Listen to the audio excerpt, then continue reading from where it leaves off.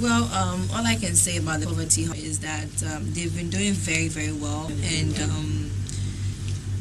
I mean, like, there's nothing great than to see young people, volunteer to help out or be able to go out there and bring out what other people go through and make us see or let the world see and be a part of it, because others are less fortunate to be living life in some places that some of us wouldn't really even dream of growing up in. Let's support each other. Thank you.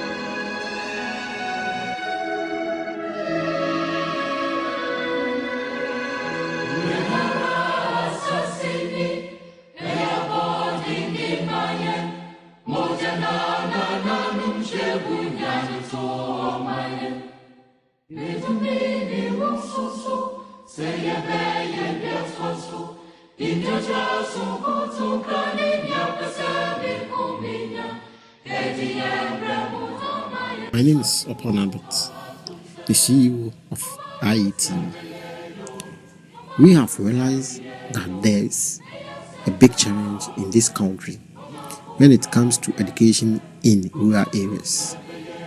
In some communities in Ghana, children attend schools under the shade of trees.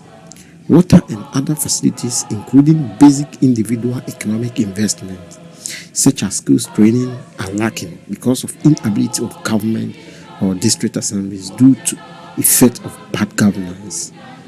So to cap it all, about 60% of national budget is realized through foreign aid. Effective law enforcement will bring down culture of impunity so that rule of law can prevail over the ongoing culture of lawlessness. This challenge has a long-term impact on the children in these affected communities.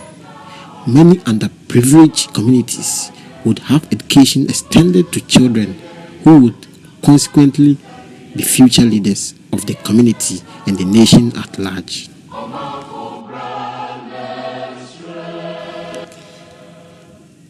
IETV has come out with an idea that if the local authorities have a statutory duty to ensure the adequate and efficient provision of school education in their area, so in that context, they may take reorganization of their school estate at any time.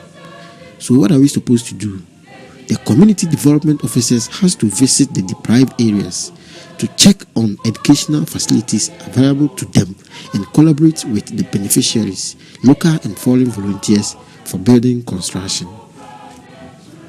Our story is going to be centered in the building and renovation of EKUMFI DA Primary and Junior High School under the EKUMFI district in the central region of Ghana.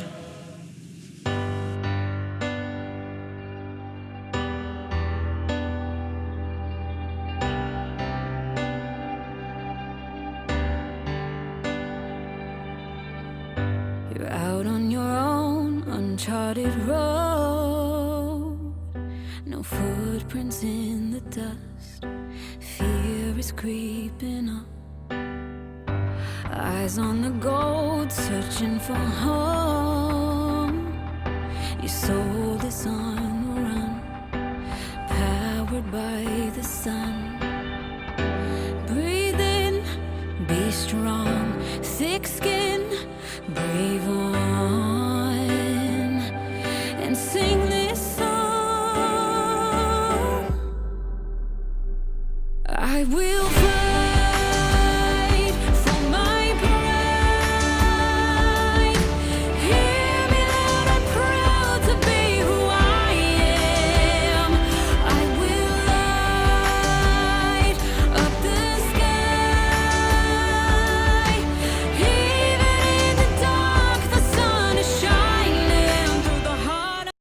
Ampa, education is the key to success. IETV, ebe pie me ukrom ha no. Wo hwe edan ya me twachire mu ya school a ebe pie so. School dan pa enkoratim. We KG blog na ohun sa no. Enkorat dan ya enkoratim mu eko school suade. Wo hwe nsu to anan koya asesa o mu books no mu dwane.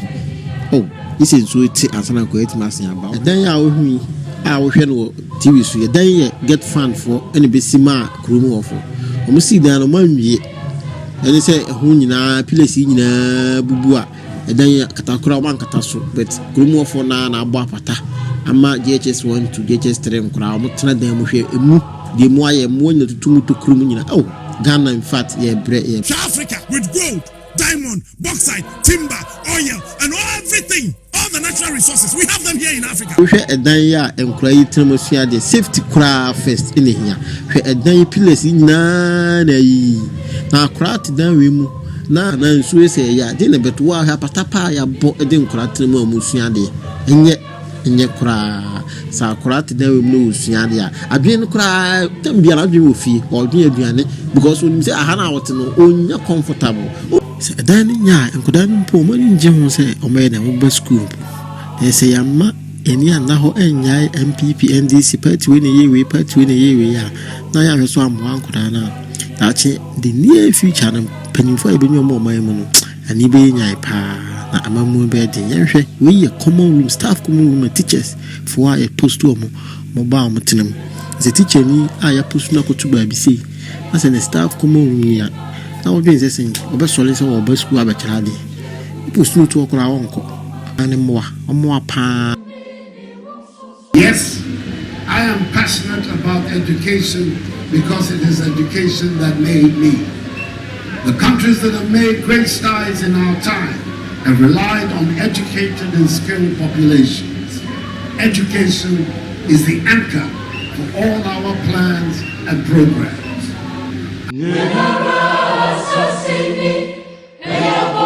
Your friend Louis Aban, the teacher since 1990.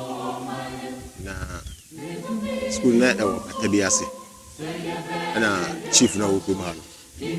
Ma Canada, that is Sida. Or apply and obey Sida. I went to be in Sida name. I think it's a short way. To enrich class 1 up to classes. The KG1, KG2, na yellow atase. The Boshed and an air was here. The number was the name of Colonel Antico a Utuam. And I'm a coach for BC. I'm quite to us or Jesus 1 up to Jesus 3. We are not much for BC. And I'm going to apply now. Get fun, ABC, baby, my second vessel. Jesus. Unfortunately, I'm buying food for you. Your bopata being as a head, no matter or mine bopata. You talk right as in food. Now you're baby artist in society. And the KG1, KG2 is still almost called the patasi. Government into KG1, KG2 Maya. Into GSS1 up to GSS3, uncompleted building. Even in Ukraine was Patani Abu.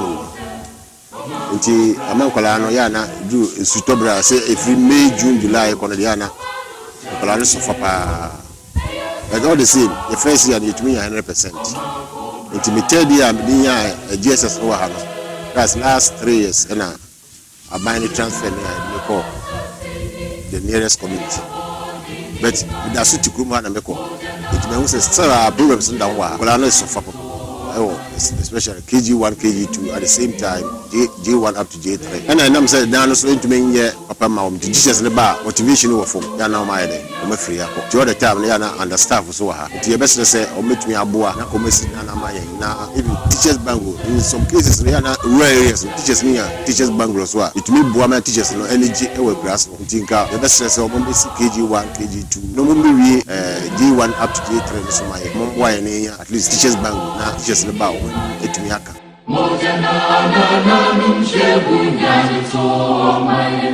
The only have to 1 month into so 1 year the math.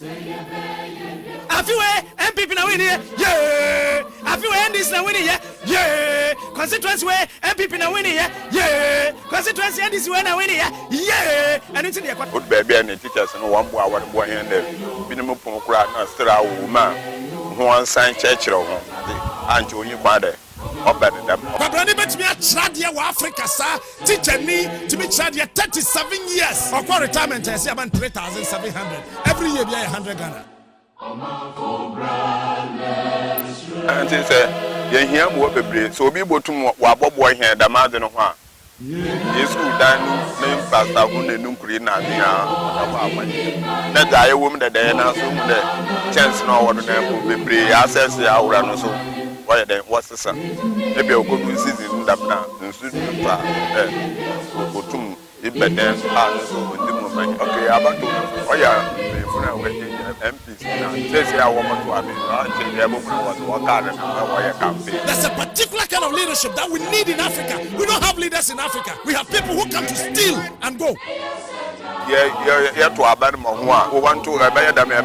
That's it. Me, I can see a man that be I him be than 1 year and son about to night until the man, young told Mamma them, you to my home when your baby, you know, I can't want them. Jim Payne, if you be a Bahama or by a campaign and I did damn near to a Yamadi or hand already. As a man, yeah, man, here, I also have a young. Why are your children ever US, UK, Germany, France? Why are your children not here? Why are they not schooling here? Table in Becky Assembly. You see, there is only one question we need to ask and answer. What is the kind of Africa do we want? What is the kind of Africa do we want to see? What kind of Africa are we expecting? If we're expecting an Africa with high-speed infrastructure development agenda, then we need to create a kind of leadership that will give us that kind of Africa we're looking for.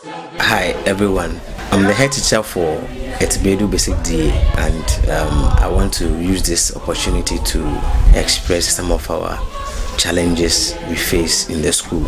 Every institution has its own challenges, but from the look of things, ours is more suffocating and it threatens academic work. Sometimes it inhibits our progress towards our set targets and objectives. Our main problem has to do with our school building. The building is the exact place where teaching and learning takes place. The pupils have to come back and read their books in the evening, and if the place is not conducive, it really becomes a problem. The problematic part of the building is the roof. It leaks copiously when it rains, and even during the day when it shines, because of the nature of the holes in the roof, the sun rays reflect in the classroom and makes the room very uncomfortable. When it rains, pupils and teachers have to cuddle in corners if the rain doesn't threaten to bring down academic work, if we feel it's for a short term. But when we see the clouds are quite heavy, then academic work is abandoned for the day. The roofing hasn't ever been changed. It started with the first building, so it needs replacement so that the classrooms become conducive enough for teaching and learning. The district gave us hope by providing a new one that was scheduled to take up the GHS accommodation of pupils, but it got to the Lenten level and it's been abandoned. The school and the community came together and thought about how they could manage to use the building at that level, so they provided roofing. They created a shed in the building. You can imagine, they created a shed, so they bought roofing and used cut down trees to raise the shed in the uncompleted building so that people could use it temporarily. But when it rains, the place becomes flooded and lessons have to come to an abrupt end. So no matter how we are trying our best to be innovative about our least resources, circumstances also do not allow us to reach our targets.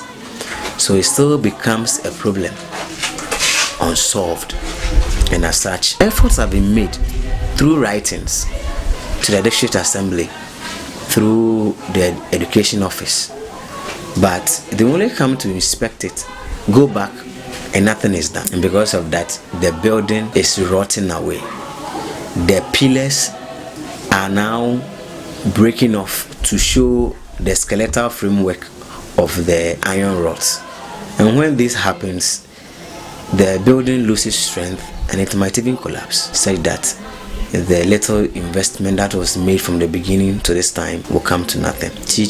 Most of the teachers are not staying in the community because of accommodation issues. We would want authorities to help to create a teachers' bungalow where teachers can also reside in the community. When teachers reside in communities, we all know the importance that the pupils and the parents receive. These heartfelt difficulties we are feeling in ETSIBEEDU, so that to whom it may concern will come to our aid and help us, because the standard of the school since we had our inception of GHS was wonderful. We had a girl who was able to get grade 12 in an interior place like this. So it means the teachers are trying their best to bring the best out of these pupils, and we would need these facilities to aid, become like a sort of catalyst to propel and accelerate whatever we want to do for these pupils to excel wherever they are. So we will keep hope alive and wait till help comes, but we will still manage with what we have, so that when authorities come and inspect, they will know that in fact we have managed and we deserve to be helped. Thank you very much. Family or bed mention, Muko school or ETSIBEEDU or you from Bibini from 3 down Abapum classes. Yet Sensuta, young watching baby. Sunday, where see Indiana, what the enchants then Egodo. Sensuta, no, Efian class, na Yako, different class.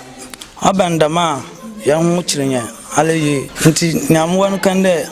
Kamisa mpanyinfo de omo boy yen na yenye school dan send all the ma otetian adusua amana yan adusua nkodo mpyan pi subject na oda wachire kodun dam aben untum wanchire induo adam so amofan yan so yan adusan okofom se kankan infamalo bompoe amma ya chance danu koso na wejemu abodo oye dama ojejian aso amma chechire ni kwa mona onyenye nti yasra mpanyimfo a wowo Ghana wonfa won nnan nsisi fom na wonbo anya wo EKUMFI ETSIBEEDU school ayadam a mofan yan adusan fom na owoko woye manya yeni bajin yam yapende yan chance dana ase anka mampanyin anada ni mpanyimfo wohwe na wotutu dam chance dano a ase wo dano don na wode fofo godoma school fon wo frame Doreen kumisi ifi EKUMFI ETSIBEEDU muko school ETSIBEEDU di ebezi school how na ye fam bi ni de ye school dana ye tnemeni ye school na dana ye tnemeni patana wa abone ye tinem classes na class 4 na class 5 when you baby ntina patana wa abom watina ase nsu tala bon nsunu muna pene cheche from why star no opere yepom yekufie sie sempefo amampanyin na no nkeka won yesra won omo boyen nentum wensi edane ye hia Facebook teacher from da achem from manaze business the flip kwaku administrator hia film one day and dan form 3 dan of form 3 form 2 na form 1 and then I took me so and no one uncompleted building near transit wa gba pata wa ase na etinam ne yesu ade sensu torumpa yentumi nsuadwa ase because it's not ugudanum ansa na yebosu adu tede wahwo na ansa na wobahwo na mpo obezimbiri bebre ansa na wahwo ewi bandama na heni period bibia afim ko nzamma achachafo na azanka ode wachen wontum ponchre obezi mbiri bebre ansa na watum wachewe nti yandan zi ohia de wobeya men sisiara enyim dan mubio yewo keji na yesu ade nti se hanan nuanum nkafo so oba dam dana na oba betim wesuaze nti ode aban obeye mehen ansana han nuanum nkafo ho aba school Mpachom makasafi EKUMFI ETSIBEEDU from Antikate Odu me school chairperson mpacho ya hawa yewo mo hesese nde yenyi baby school fo keji moframa no wosuade yengo ni pi ebubu nso yasra ban de akwano omahwema hen yɛtu ho anamɔn akɔ district council nso still yɛnhu hwe nti yɛkɔrara yɛsra aban dɛ ɔnkyɛ na yino mo ho yɛ mmɔbɔ Ekumfi Etibeedu yɛhia aban no mmoa papaapa fɔ wɔ yɛ school hu de biara so yɛ dɛ yɛto aba yɛsra da abra yɛbɔto aba yi ɔmo yɛnhu no mmoa yɛ kakra ɔrebɔboa Ekumfi Etibeedu yɛfrɛ me dankwaya mkasa firi Ekumfi Etibeedu a wɔ finfin mantem asɛ oba Ekumfi Etibeedu a yɛwɔ ahaw bebree na yɛ haw no yɛkɔ de edi kan a ɛyɛ yɛ oba yɛ school mu hɔ nom a yɛwɔ 6 unit classroom ɛna yɛwɔ 3 classroom bi a nka ɔmo si ɛde ama yɛ na 6 unit classroom na na start free kg a de kosi form 1 na ya hwɛ a yɛkyekyɛ mama kg for na ba kum because ɔmo na yɛ nkwala na yɛkɔ 6 unit classroom no ɔmo si no the year 2000 na the year 2000 no ɔmo si ɔmo ma ho mɛ maintenance da nti top ni nyinaa tete ama nsuo tɔ a nsuo no bɔbam nti sɛ nsuo kura mu na ade teacher for no yɛ ne sɛ ebi a ɔmo bɛ ma nkwala na kofie ana sɛ ɔmo bɛ kan nkwala na kogu class a ebi a baako bi a ɛhɔnom ne yɛ fine kakra nti yɛsrɛ sɛ stakeholders ne aban emu nipa sɛ obi ba bɛyɛ mboa bi a na deɛ ni to district no so deɛ district ne yɛabɔ ɔma but still na yɛhu bi papa bi afi hɔ ba yɛkɔ school mu a so a nkɔhwɛ yɛ JSS efi JSS 1 no kɔsi JSS 3 no ɛyɛ ɛdan bi a nkɔmu si di ama ɔmo na dan no change of government ba nti na ama contractor no wapɔ so kakra yɛkɔbisa na wɔsi ne sika mba kɔbisa na yɛsi ne sika mba ne yɛ so yɛhwɛ a class 1 akɔsi class 3 ɔmo nyinaa te nnuase ɛna esua deɛ mpanimfoɔ so ntumi bɛtena nnuase nti yɛbɔ nnua bi hyehyɛ mu kakra ɛhɔnom na ɔmo tena ɔmo susua de na nsuo tɔ a sɛde nnua no hyehyɛ mu na ntimi nkɔfa so nyina nti nsuo no ɛbɔba dam mu hɔnom so saa nsuo tɔ a ɛwɔ sɛ yɛpɔn ɔmo ma ɔmo kɔfie na yɛba yɛn problem ɛtɔ so tu a ɛyɛ community center na nanom adaro ma ɔmo sisi post kakra a yɛhia support sɛ other stakeholders anaasɛ aban no bɛyɛ boa na sɛ ɔmo ama community center no yɛtimi ama so agina hɔ nom a ɛne de yɛkɔ ama communication networks no from Vodafone na kosi MTN from nketom kosi akɛse mo bia ni wɔn ma network yɛ wɔ ha network ne nyɛ ntimi mfa nyɛ hwe even obi yɛ den obi yɛ bibi kura na sɛ wo frɛ aka kyɛ bi a hospital sɛ obi yale anaasɛ ya obɛya nkɔ nti yɛsrɛ sɛ ɔmo betimi aboa yɛ ama asa nneɛma we yɛtimi ayɛ bibi afa ho ama aboa kuro na nka bɛyɛ de paa yamba fubani baby a woko school ni chance da no ogun ye eto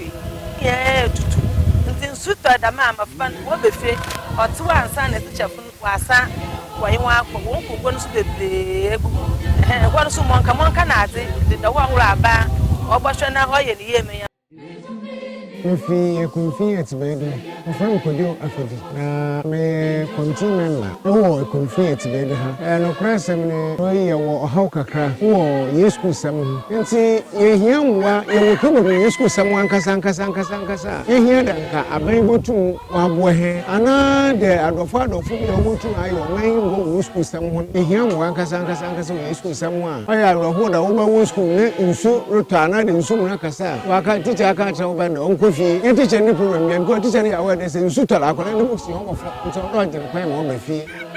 So, we and some are how he can crack. But your family, the people teacher will confuse teachers in what about what you want because of school and medicine. Then as I be in Suluba, only teachers in books Nadina, wow, no one could feel to what on to one of us and about the teachers. What more book when answering for the teachers are by a fine, but one book what about winning our pulpin or digina, and none in our ass and wage walk because of the way our school done it in what about when digina, no one in our walk until a slab and a mob boy and who I say no today be no hospital. In your hospital, every cheap pump, and Kayapenda, Mala, from your being young, go when young can't change the more shake you. And I had not na bicycle, you do if you are for grown out a computer and Sana, Wakajaya show. Until no soil, the father and the shadow taban in there. A computer, you are not hospital, some so. Yes, I'm a young movie. David Ako, the SM chairman for the Kofi Primary School. Now, the school no yet 2 and more be house in him. hold about boy and the headmaster and the teachers are one to one more. As a PTA chairman, we now come SM members in account in a year to one more office more than several times. We didn't have more. Assemblyman to one more ako DC. So, yanti formation be a dear sir, before Abem, be about Nakuma, Bobo, ma, it's where do school, no affinity and perfect, but the Asada we can be a better. Medidi Joseph Edu. ETSIBEEDU Abuano Assembly member. No kwasam enyumbre medua kwenya we so mechia mahwefo mo hwam nyina. Kakra mpede meka fa ETSIBEEDU nyi Abuano honye de. ETSIBEEDU yen school sam no kwasam nyi oyade a no ho atosin ara yi. Bra me ba ben mu anade me ya assembly man me hunde na esinto wo.